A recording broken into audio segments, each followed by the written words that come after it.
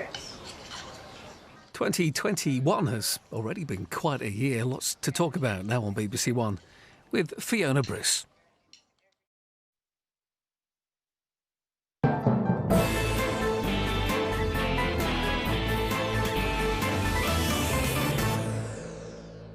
Welcome to Question Time. On tonight's panel, Brandon Lewis, Secretary of State for Northern Ireland, previously the Government Minister in charge of planning for a no-deal Brexit. Labour's Shadow Secretary for Northern Ireland and former Shadow Policing Minister Louise Haigh. Joining us down the line, Arlene Foster, First Minister of Northern Ireland, Joint Head of Government and Leader of the Democratic Unionist Party. Also with us down the line, Michelle O'Neill, Deputy First Minister, Joint Head of Government and Vice President of Sinn Fein. And Anand Menon, Professor of European Politics and Director of the UK in a Changing EU initiative.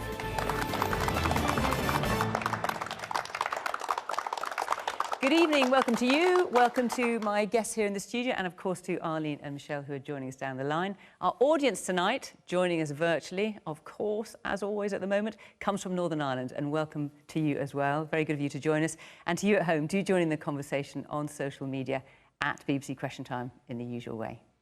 Right, let's get our first question now, which is from Kyle Hay. Good evening all.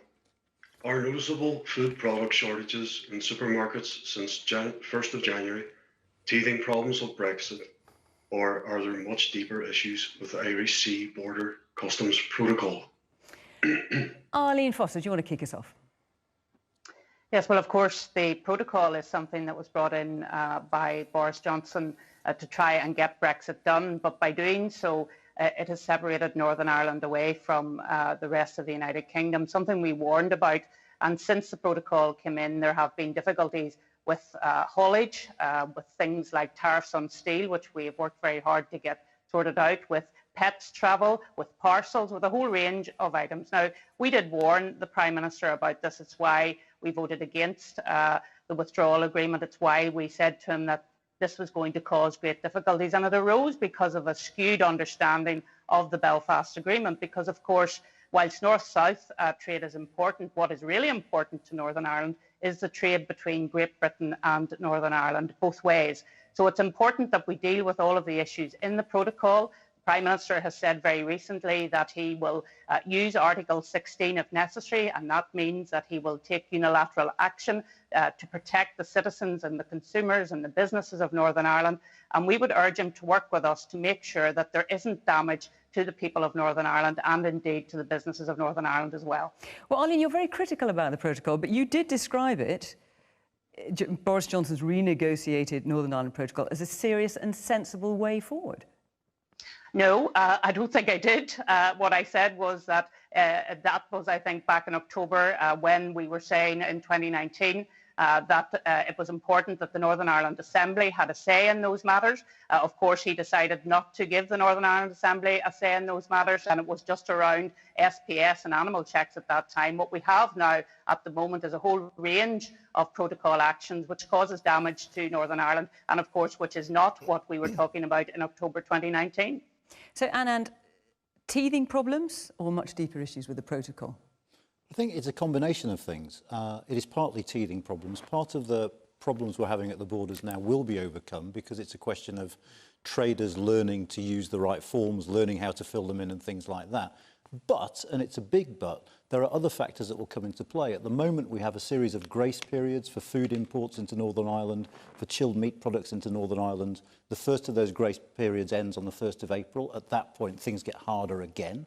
So there'll be more delay at borders. And of course, remember, at the moment, we are dealing with a period of much reduced trade and travel because of COVID. So the real test of this agreement is going to come when we come out of the other side of the pandemic. Trade and travel come back to what is, closer to their normal level, at which point I think it's only then we'll be able to judge. But we shouldn't expect that things will be the same as they were before the 31st of December, because what Brexit means is there are checks now between Great Britain and Northern Ireland, and that is going to mean delays. And in some cases, it might mean shortages if those delays become too long.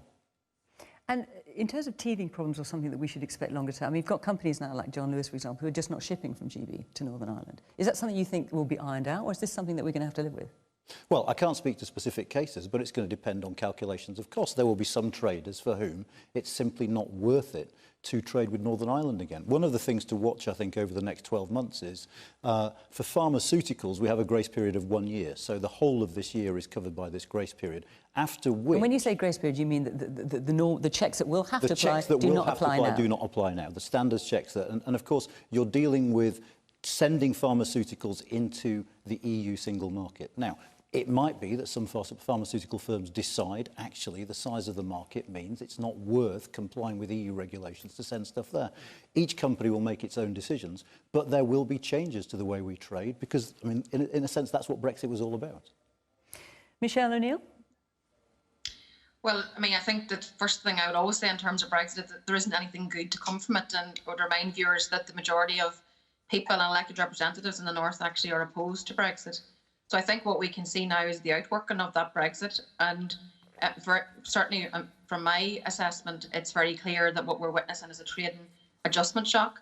It's very clear that the British government didn't prepare or work with businesses in terms of them being ready in order to be able to trade. So I think that's a big fault line in terms of operational readiness and actually being able to trade. Obviously, the deal went right down to the wire, so there wasn't an awful lot of time for businesses to prepare.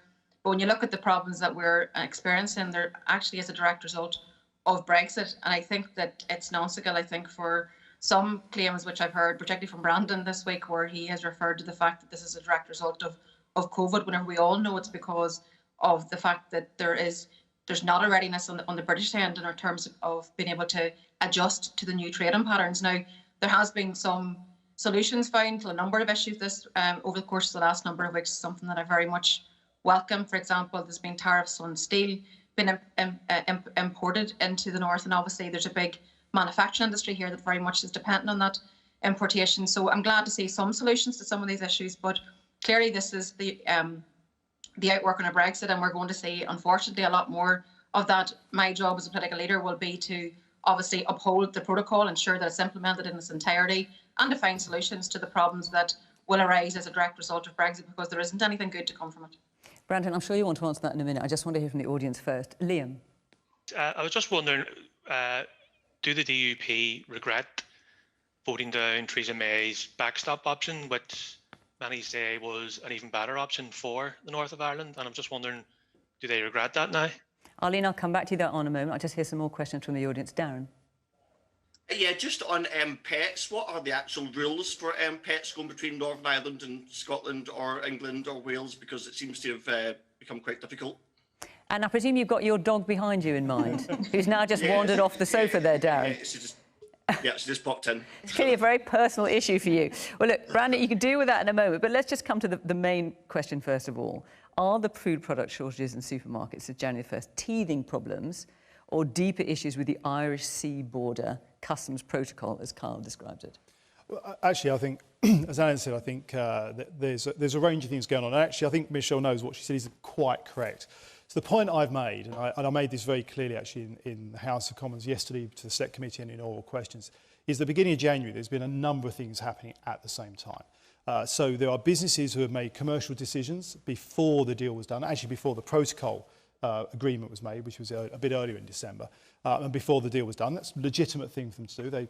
They made those decisions. One of the supermarkets, that's why you've seen different branded products. I think it seems that they made a commercial decision on that. So you've seen that coming together. There was an issue with COVID, there is no doubt, not just in Northern Ireland, but the Welsh ministers have referred to this in Wales. I know even people in London have had an issue with the fact that some food supplies have been badly affected by the problem we saw at Dover with COVID just before Christmas. That has a lag and a knock-on effect we've seen on food shelves in Northern Ireland in terms of supply lines, but elsewhere. But that was part of, as well, businesses in Great Britain particularly getting used to the new systems. Now, the reason the protocol is there actually is what it allows for is products that are moving from Great Britain to Northern Ireland, some which move into the Republic of Ireland, are due to have tariffs because they're going into the EU from the UK. The reason there are, digital processes... So that is as a result of Brexit. That's nothing to do with COVID. Yeah, let's be clear. You're talking about it's COVID. That's nothing to do with COVID. No, but I've never said that the problems are just because of COVID. My point has always been that it's not just because of the protocol. There are some issues for businesses who are dealing with the EU because of the wider EU deal and getting used to the new systems that are in place because we have left the EU.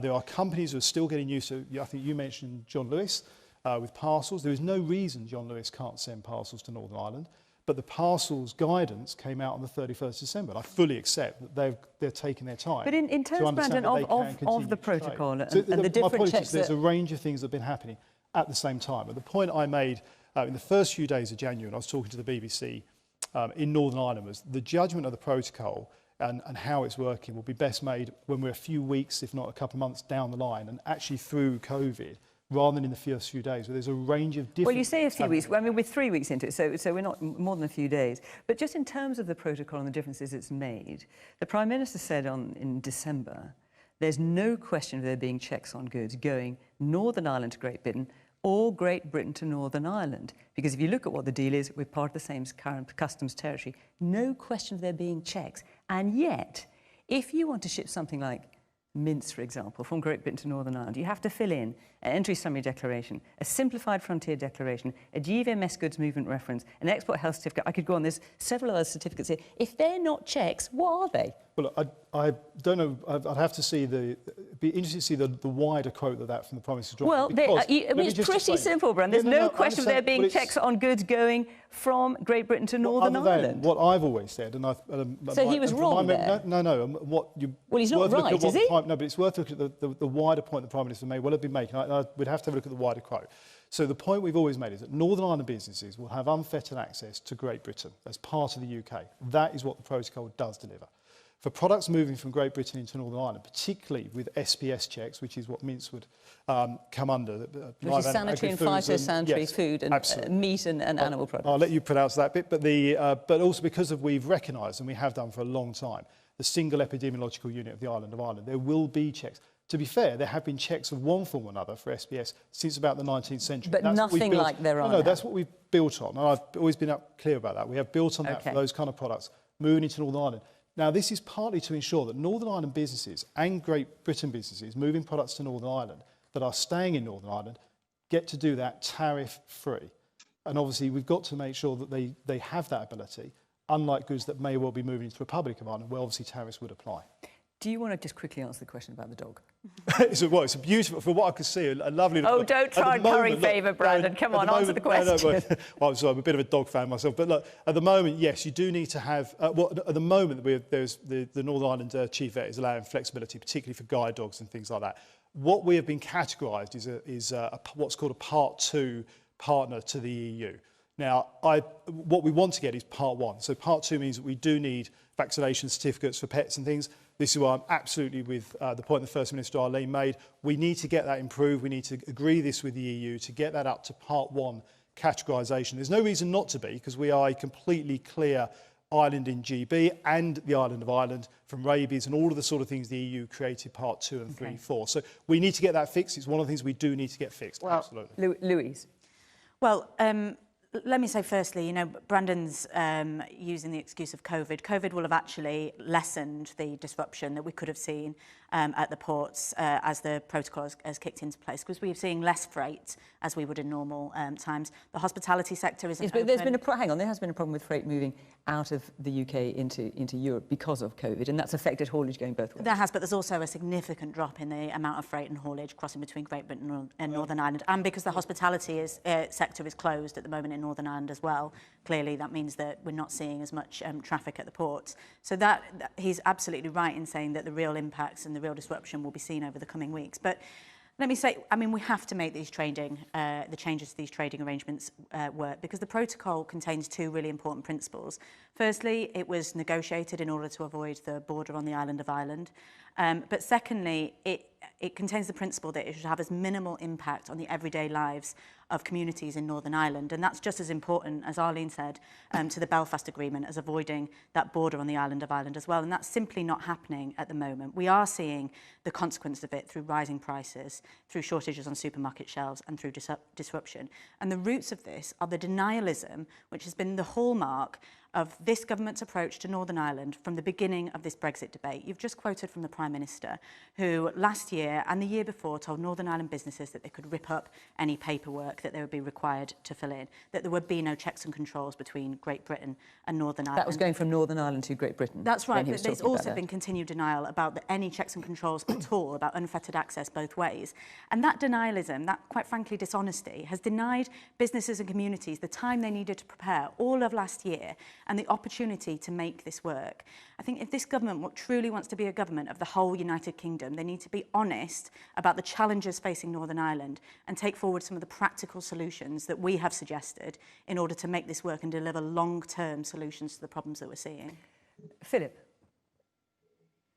To the Secretary of State, really, if I may, you keep insisting, and even tonight I'm unclear if you're backtracking on the fact that you don't count it as a border down the Irish Sea. If it's not a border, then what in fact is it? Well, no, look, I'm afraid I don't know. I've never seen it as a border down the Irish Sea. I think what the protocol... What is it then, just to answer Philip's point? If it's not a border, as I say, and all sorts of checks have to be done before you cross it... As I said before, there's been checks, SPS checks of one form or another since the 19th century. And what we've always said is we're not putting in new customs infrastructure. There isn't that kind of a border there. What there is, and what there is for businesses in Great Britain who are moving products into Northern Ireland, first of all, Northern Ireland businesses have unfettered access into the rest of the UK market. That is what we promise, and that's what the protocol delivers. For Great Britain-based businesses, yes, there are administrative things that they need to do if they're moving products into Northern Ireland, particularly because what we want to do is ensure that they're not subject to tariffs that they would be subject to if they were moving into the Republic of Ireland.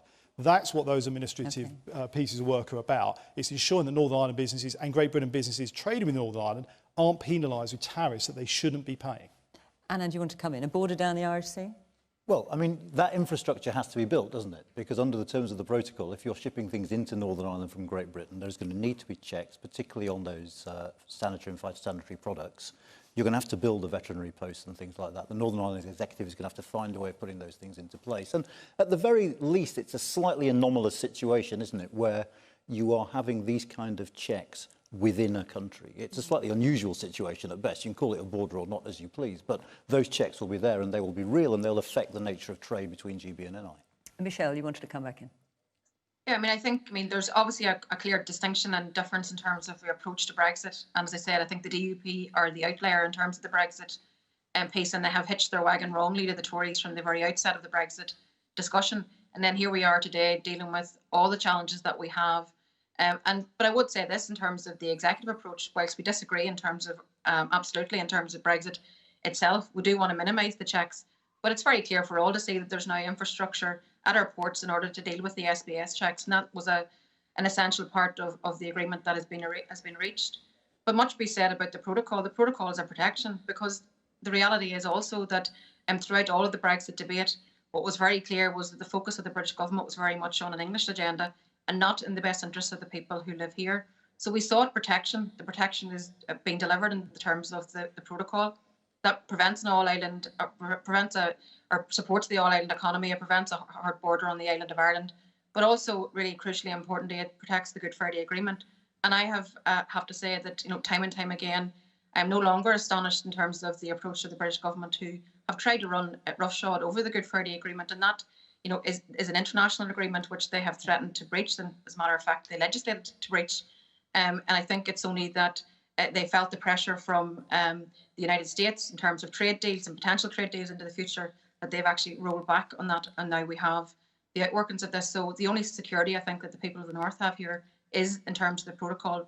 And as I said, my job as a political leader is to try to minimise the disruption, but I certainly will be looking towards the EU to make sure that there is full implementation of the protocol and it's protected.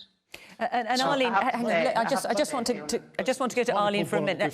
Sorry. Can I just come back on this point? Can I just let Arlene? No, Brand. Just want to let Arlene in. So, Arlene, you heard what Michelle had to say about hitching your Brexit wagon to the wrong horse, to extend your metaphor there, Michelle, and also the question from the audience. So, do you regret now not going for the Theresa May deal, and instead you've ended up with the protocol that you don't like?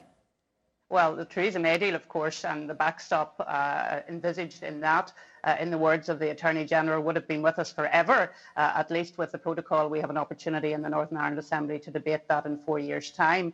And the Theresa May deal, of course, left us in the EU customs union and the single market for goods. At the moment, we're in the United Kingdom customs area. So, I mean, I think that is important to say that. So the Theresa May deal, and I know people have talked about this, including George Osborne over this past period of time. But of course, the reality is Theresa May couldn't even convince her own party to go with her deal, never mind the Democratic Unionist Party.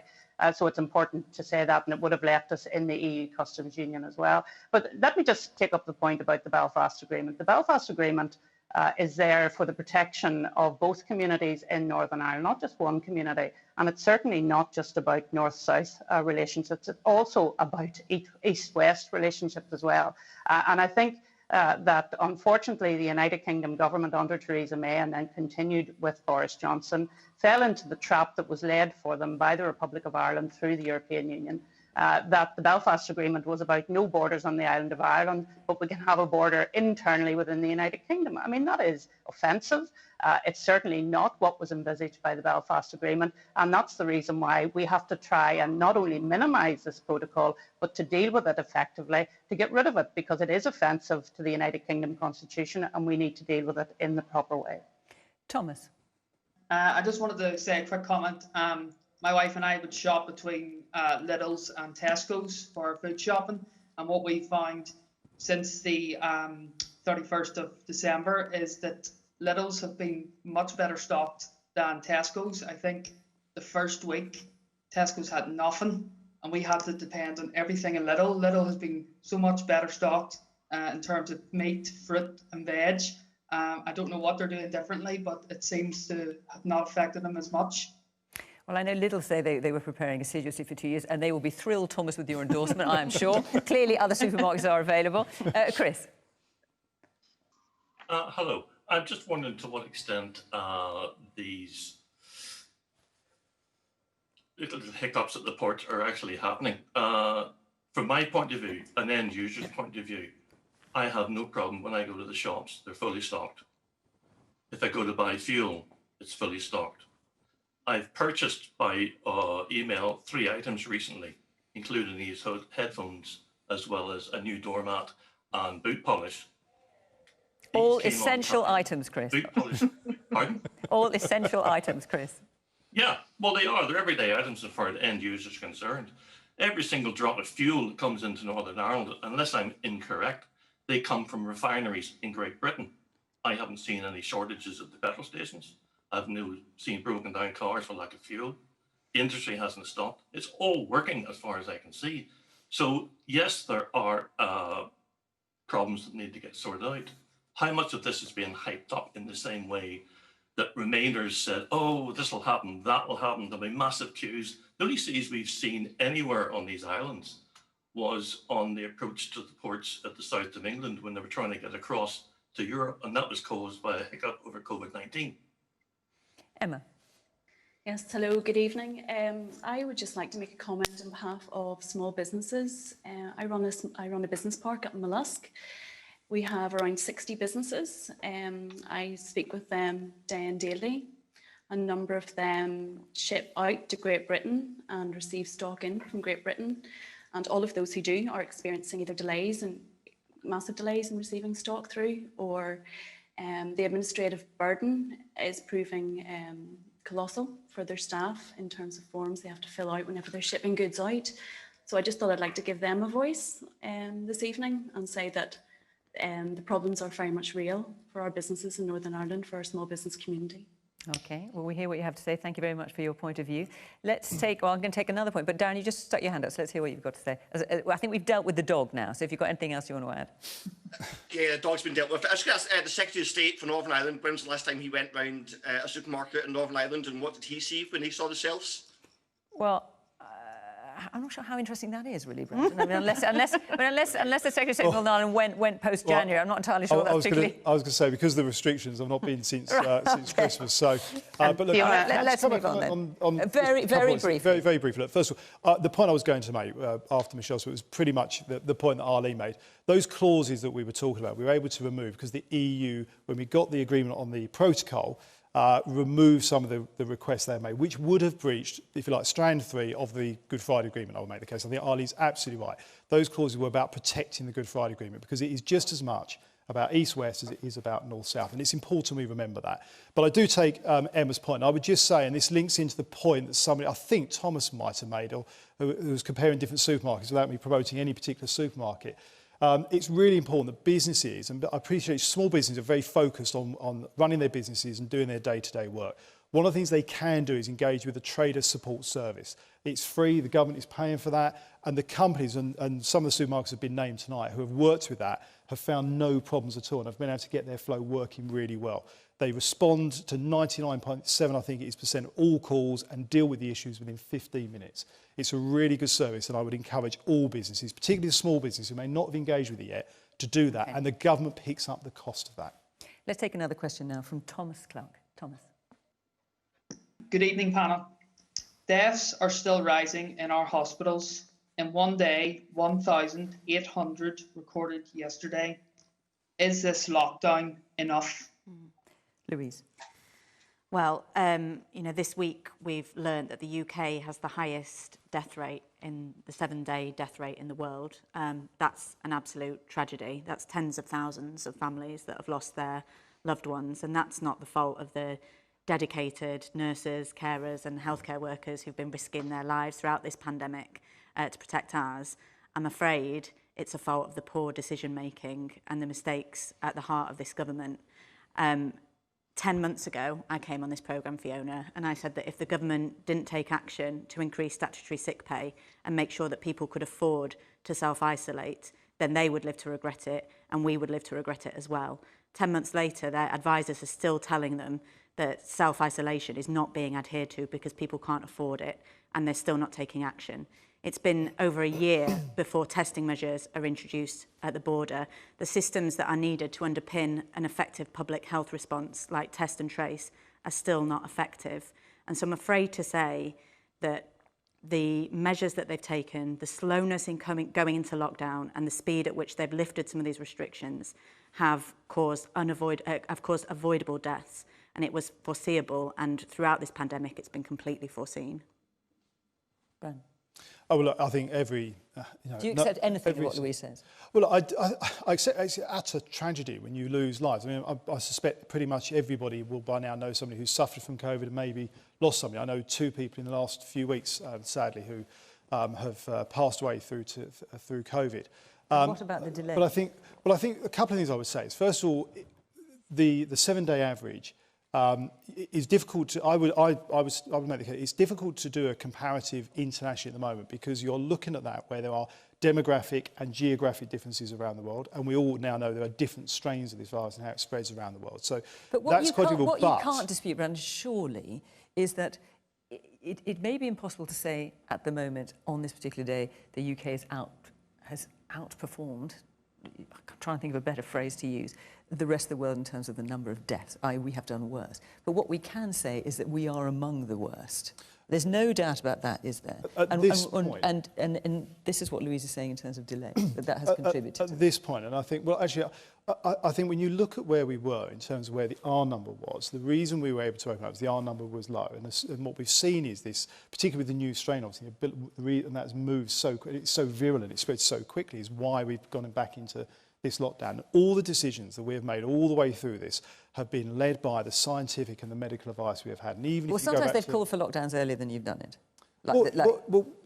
We've made the decisions based on the medical and the scientific advice that the government has had from SAGE and the Chief Medical Officer, Chief Scientific Advisor, and even when you look at, if you take the point around international travel, back in March last year, what Louise just referenced, the WHO's view was that actually that wasn't necessarily the right approach at that point in time. So we have been taking medical advice. 5 weeks after Sage initially advised you to take that circuit breaker last year. We've seen if you look at what Labour did in Wales, the circuit breaker didn't work. So I'm not sure that's necessarily the right point to be making. But what we've done every time is we look at the R rating, we look at what is happening around the country. It's what the tier system was about, trying to take up an approach that looked at what was happening in different parts of the country. Because even within the UK, and one of the reasons we've worked across as 4 nations, with Scotland, Wales, Northern Ireland and England, with the devolved authorities looking at what is right for them, which I think is absolutely right, because there are differences across the UK. There's differences even in England. But with this new strain, we've all moved together because it's so virulent and the impact it's had is to move so quickly. James. Just in regards to the north of Ireland, Arlene, do you regret vetoing the 2-week extension just before Christmas that could have potentially saved more lives? Thanks. Well, I was going to come to you, Michelle, and I'll come to you first then, Arlene. Do you want to answer the general point on that one in particular? Yeah, well, first of all, can I say this has been an incredibly difficult time for everybody across Northern Ireland, and I think we have been learning as we go in terms of how we deal with COVID-19. Of course, it has changed direction, it has changed course throughout all of this.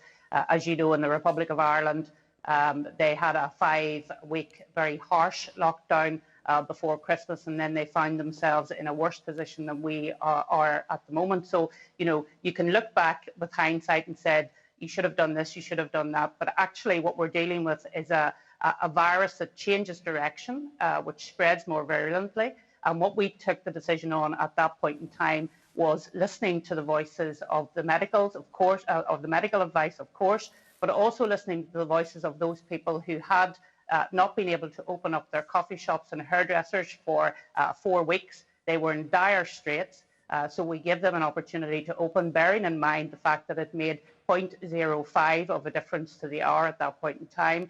So I believe that we did take the right decision at that point in time. Of course, we'll all, as government ministers, be looking back on how we took these decisions over a period of time, and there'll be plenty of time for reflection over the coming years. But at this moment in time, what we're focusing on is saving lives, on protecting our hospitals, on protecting the NHS, and making sure that we have enough capacity in our NHS to deal with these issues. Because, of course, at the moment, Fiona, we're just at the very peak of our hospital capacity issues.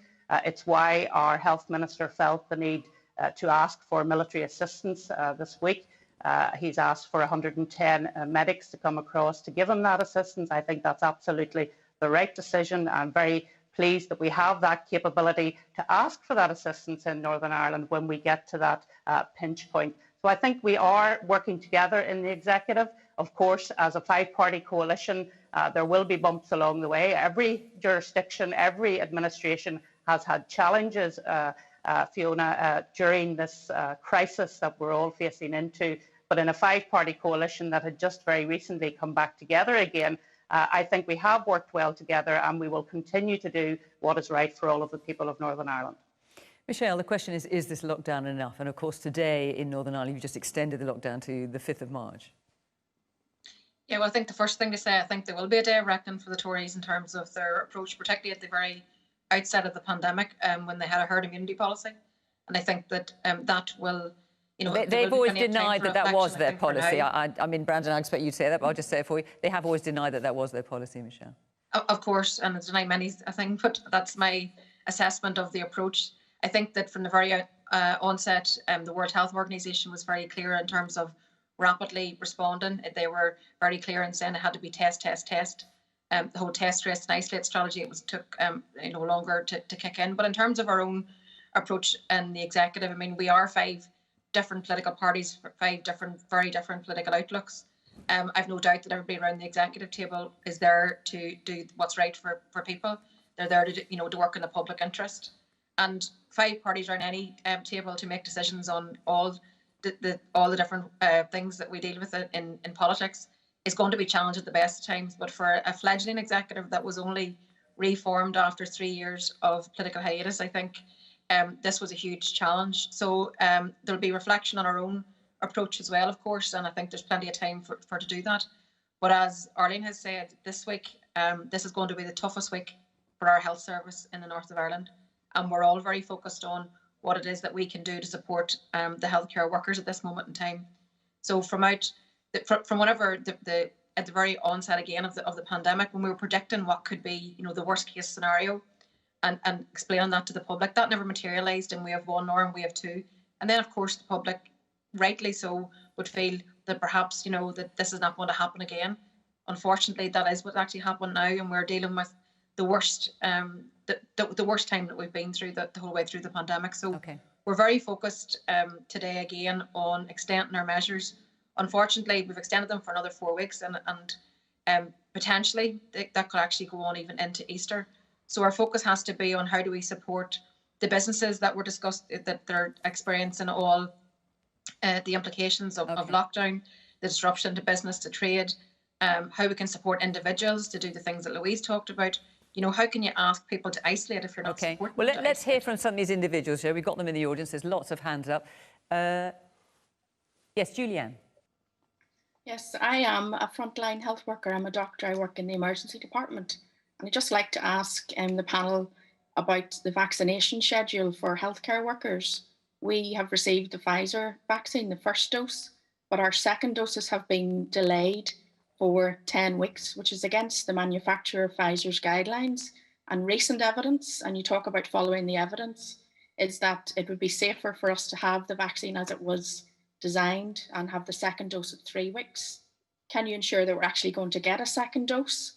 Because as frontline health workers, we feel as if we need to be protected as well. I'll come back to that, Julianne. I'm just going to get round a few more people first. Anna.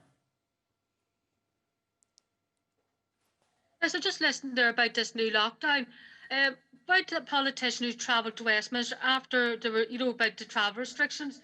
How come the public be, expected to follow the rules if some MLAs just think it's okay to travel over to Westminster, sit on the local trains, don't even bother wearing a mask, right, or don't adhere to what us, the public, are supposed to be following? Helen?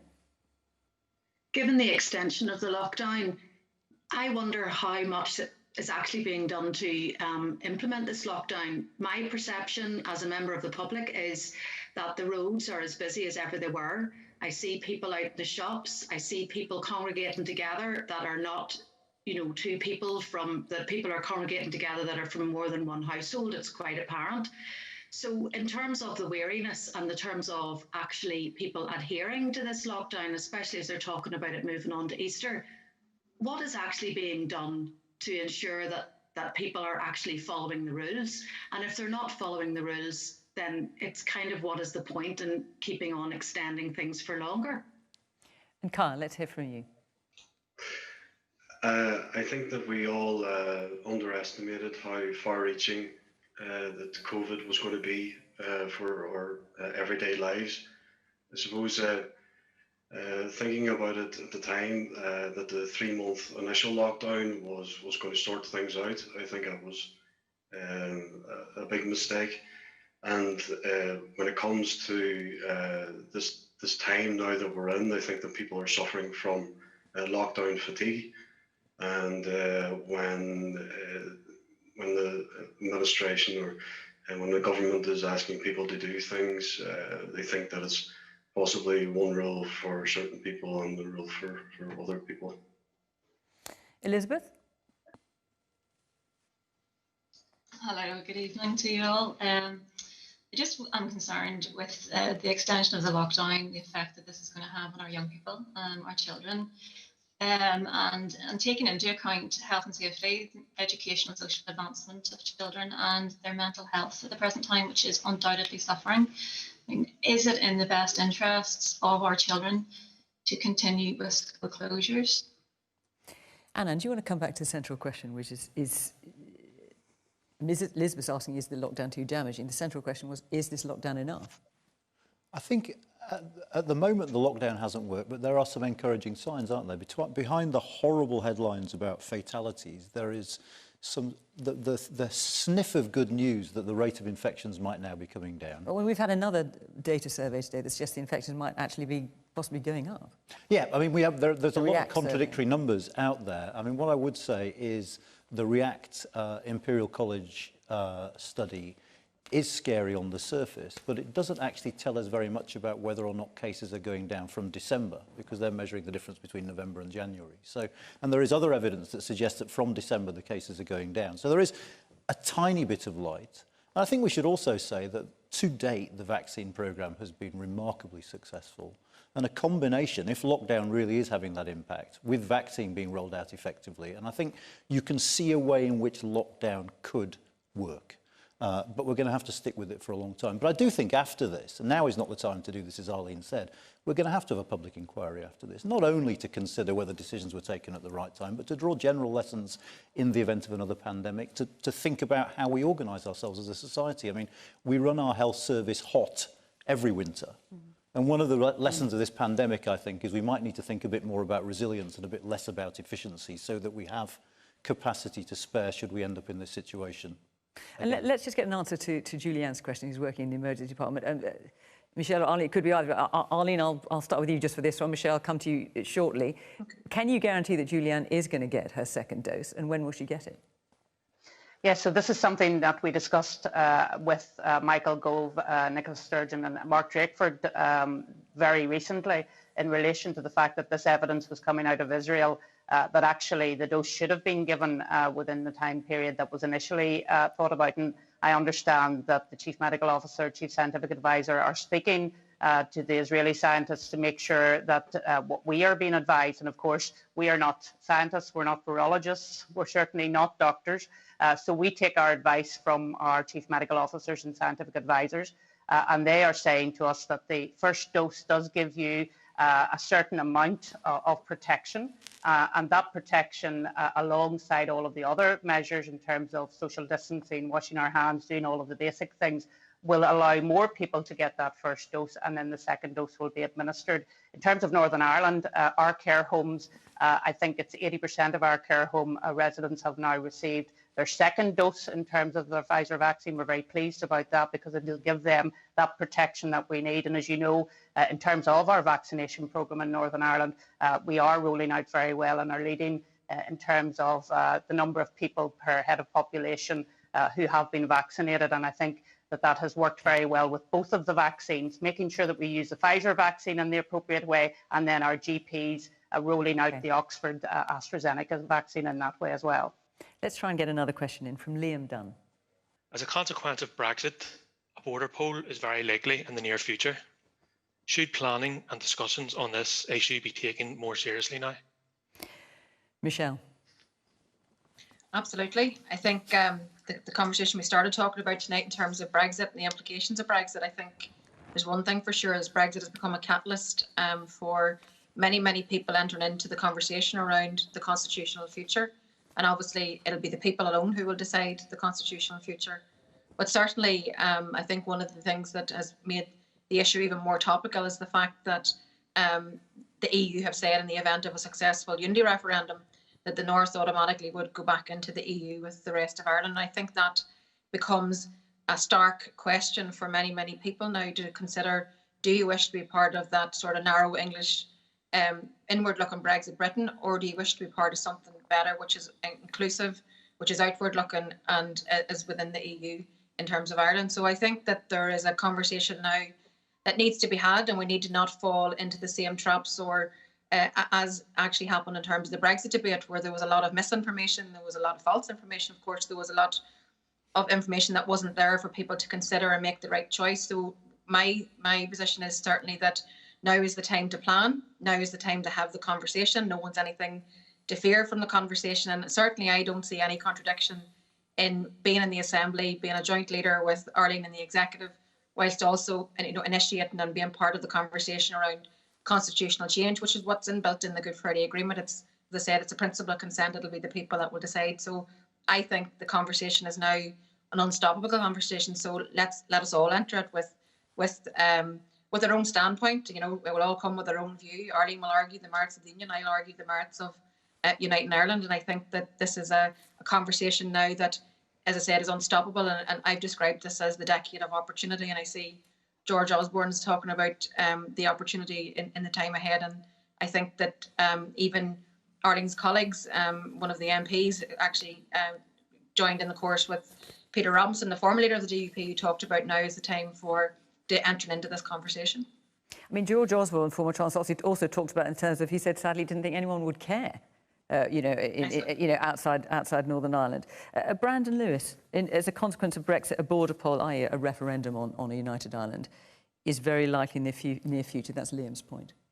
Well, look, I think I'd argue quite the opposite. I think if you look at particularly what the protocol offers, and taking Anand's point about getting everything working smoothly, protocol means that as part of the United Kingdom, Northern Ireland is going to have this unique competitive advantage in the world, in the sense that Northern Ireland has the ability to trade in and as part of the United Kingdom, as well as through the single market with the EU. That's going to mean if you're a business who deals with the UK and a business that deals with the EU, the place to invest and grow your business is in Northern Ireland, and it benefits from that, from being part of the UK. Are you not concerned that, as far as goods are concerned, given that Northern Ireland is in the single market for goods, in the EU single market for goods, that frictionless trade with the EU is a lot more straightforward for Northern Ireland, so it pushes them a little bit closer to Dublin, a little bit further from London? No, because you've got unfettered access to Northern Ireland into Great Britain as well. So you've got that ability to trade both ways, and I think that gives Northern Ireland a competitive advantage and a huge opportunity. Once we've come out of COVID, I appreciate, in terms of business investment, I think also we've seen over the last year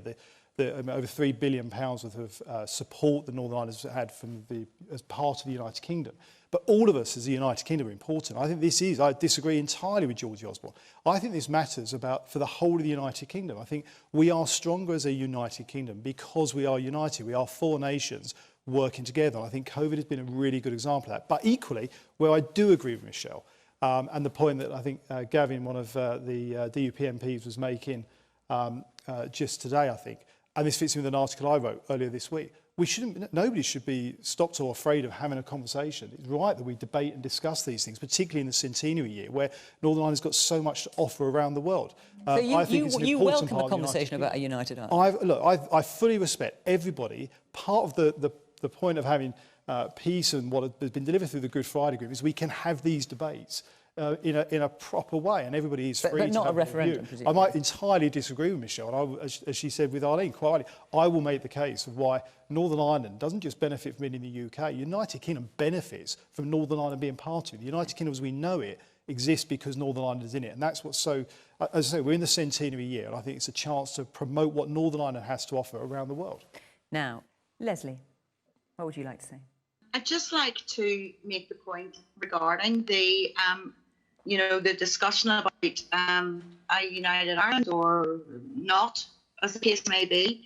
Can I ask Arlene and Michelle, if those discussions don't go well, are you going to argue the point out and then throw headings in the bottom again for another 3 years and get paid for it?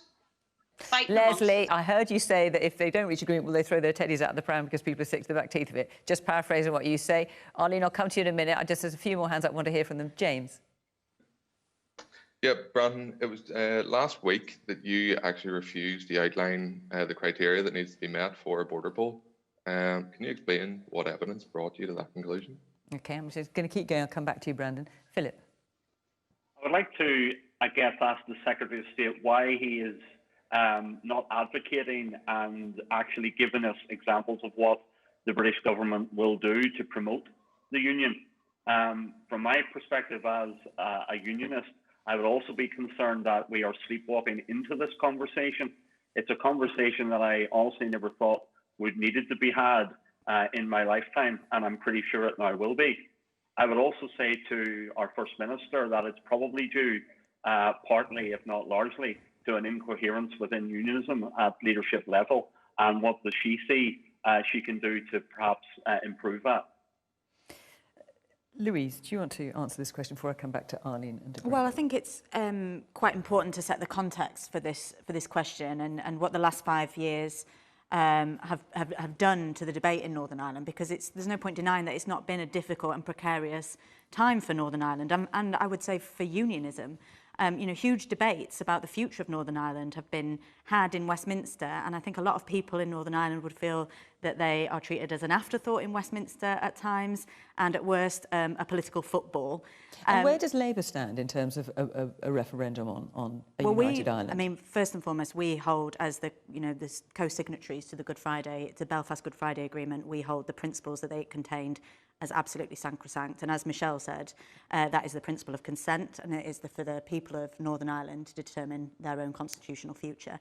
But, you know, the Belfast Good Friday Agreement also held that whatever your equally legitimate aspirations, whether they be to a united Ireland or to remain in the Union, that it is in all our responsibilities to drive progress in the here and now. And I think what I heard Leslie saying was that she wanted to see good government and good progress in the here and now, and driving change for people in Northern Ireland. My hero, Mo Mowlam, always said it was the real lives of people that needed changing, and that prosperity process would secure and determine the peace process into the future. And so I think all of us, the British government, the Northern Ireland Executive, and our other co-guarantors to the Belfast Good Friday Agreement, the Republic of Ireland, have a duty to secure that peace into the future and the prosperity.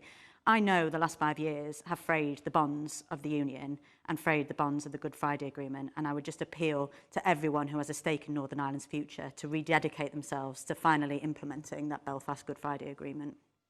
Arlene. So thank you. I think it is important that we see the union for what it is, and that, of course, is a rational, logical choice. Of course, for me, it's much more. It's about the fact that I am a British citizen, and no one can take that away from me. But I think in terms of framing the discussion, we are in our centenary year now. Of course, when Northern Ireland was created, there were many that believed it wouldn't last for very long, and here we are celebrating 100 years, and that is because of the strength of all of our people here in Northern Ireland to do, as Leslie says, not concentrate on the constitutional position, but actually, as Louise has said, to concentrate on the things that matter to people on an everyday basis. And if you look at what has happened throughout this past year with COVID, and Brandon touched on this, we have not only received £3 billion in terms of support, the furlough scheme, of course, which helped a lot of ordinary people in their working lives, the self-employment scheme. But of course, our National Health Service, which is very much at the heart of our union, is very key to us. The fact that we've been able to take part in the UK-wide vaccination programme, that has been hugely important, and it's put us ahead of other parts of the world.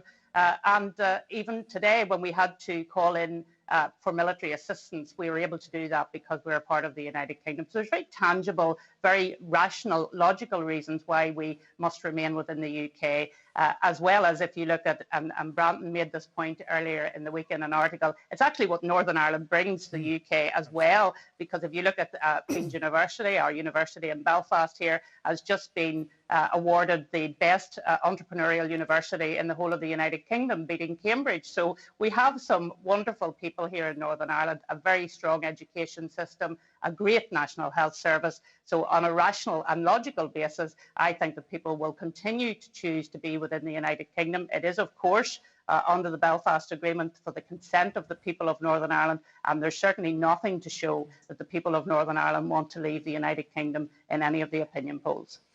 Anand, as a consequence of Brexit, a border poll is likely in the future. That's what Liam is saying. I think we have to accept the fact that the Brexit process has led to a significant rethink of the UK Union, not just in Northern Ireland. You see the same process happening in Scotland. And so that just seems to be the reality at the moment. But for me, the priority at the moment is, yes, obviously people should plan because we're living in a very uncertain time where public opinion seems to be very, very volatile. But the priority surely at the moment is to make the protocol work. We are where we are. We have a new settlement for Northern Ireland that involves these very complicated arrangements. And whilst it is obviously perfectly legitimate to think about the future, I would hate it if because of that we lost sight of the present and didn't take this opportunity to make that protocol work as effectively as it can. And when you hear businesses, and not all businesses I hasten to add, when you hear businesses talking about the reams of paperwork, saying these are kind of full-time admin job just to deal with this new paperwork much more than they had before, do you feel, from your knowledge of the Brexit process, that actually that is something that we'll be able to put behind us and we'll just get sorted out? Or will it continue to be a thorn in the side of some companies? It will vary on the firms. Some firms will get used to the paperwork, deal with it, absorb the additional costs and keep on trading. Other firms, you think about the small businesses we heard about before, might struggle more because of the administrative load that's placed upon them. We shouldn't kid ourselves that Brexit means that trade will continue as it did before. It won't. It will change, and it might change in some quite profound ways. That doesn't mean that the protocol can't be made to work for Northern Ireland. It means that government and businesses need to work together to ensure that it functions as well as it possibly can. There's a few more hands up. Liam, it was your question, actually. Yeah, just a couple of points. Arlene stated that obviously she's British and no one can take that away from her, and I agree with that. I don't think anyone wants to take that away from her, and I think any unity referendum is not about taking anyone's Britishness away from them. And I think Anand touched on a good point there. You know, he's saying about the here and now. The key is to make the protocol work in the here and now, but I think also one of the key things is we have to plan for this day coming, this referendum, because we have to learn from the shambles that was the Brexit referendum, and we have to make sure that any unity referendum is not like the Brexit referendum, and people know and have a clear and concise knowledge of what it is they're voting for. And we need to make sure, and if the referendum isn't for another 10 years, we need to start planning now. Michelle, briefly, you want to come back in, then I must come back to I just want to say, I mean, I absolutely agree with that point. I mean, this is the time to plan. So you're planning for change. Now is the time to enter into the conversation. I would just differ respectfully with Anand in this point. There's no contradiction in actually trying to make the protocol work, which I'm absolutely wedded to, but also to work the principles of the Good Friday Agreement. The peace process and the Good Friday Agreement was the alternative to conflict. I voted for the Good Friday Agreement and for the peace process because of the principle of consent, because that gave me an opportunity to work every day to convince people of the merits of why a United Ireland, I believe, is in their better interest. So I think that, as I said, there's no contradiction actually in us delivering on day-to-day politics, the bread and butter issues, health, education, working together as 5 parties in the executive, but also alongside that, running parallel to have the conversation about what could a better future look like. Because our economy in the north performs poorly in comparison to, for example, if you look at what's happening in the south of Ireland, wages are lower in the north whenever you compare our economy and our GDP compared to what's happening in the rest of England. So I think... I mean, Arlene is shaking her head at some of this, I have to point out. Then let's have the conversation. We're having it tonight and the sky isn't falling in. So why not can we just continue that conversation into the future? But see, Fiona, I think it is important. It is important to have the conversation, but Michelle will want to place it in a narrative of a united Ireland. I'm placing it in the fact of the strengths of the union, and the fact is that Northern Ireland is not just a European leader, in some sense is a world leader in terms of our financial technology sector, in our cybersecurity sectors in Belfast. We have so much going for us in terms of looking out to the future globally as a result of Brexit. I mean, one of the reasons why I supported Brexit was to look globally instead of just being restrained by the bureaucracy and inflexibility of the European Union. So what we need to do is to look globally, and I think Northern Ireland is very well placed to do that, especially with our young people and the talent that we have here in Northern Ireland with the support of the UK government. And Brandon, specifically looking at Philip's question, what are you doing in order to promote Northern Ireland? Yeah, I think it's a very important question, actually. And I think, look, just picking up on Anand's point, as I said earlier, I think there are a range of things all of us who believe in the union should be looking at. First of all, making the case for why Northern Ireland benefits from being part of the United Kingdom. And as Arlene outlined, and as I said earlier, there are a whole range of things over the last year, particularly we have seen. I would make the case that if you look at the protocol working as part of Brexit gives you Northern Ireland a unique opportunity. We've only got about 30 seconds left. Brand, do you want to answer Philip's question? What are you doing to promote Northern Ireland? Well, we'll be promoting Northern Ireland around the world because Northern Ireland is important to the United Kingdom as well, as Arlene said. The way that Northern Ireland delivers for cyber, for industry, it's hugely important. And just to correct Michelle, Northern Ireland, the support financially Northern Ireland has as part of the UK, per capita is about 20% higher than anywhere else in the United Kingdom. The city deals are the biggest financial city deals in the whole of the United Kingdom because we want to support and see growth and opportunity in Northern Ireland. OK. You've got your hands up in the audience. Forgive me because our time is up, so I can't come to you now, much as I'd like to have done. Just want to say thank you very much to our panel, to Anand, to Brandon and to Louise joining me in the studio. Arlene and Michelle, thank you for joining us virtually. It's such a shame we couldn't have you here for reasons we all understand, but thank you very much. And of course, to you at home, thank you for watching. To our audience in Northern Ireland and to you sitting in your sitting rooms at home, thank you very much for watching from Question Time. Bye-bye.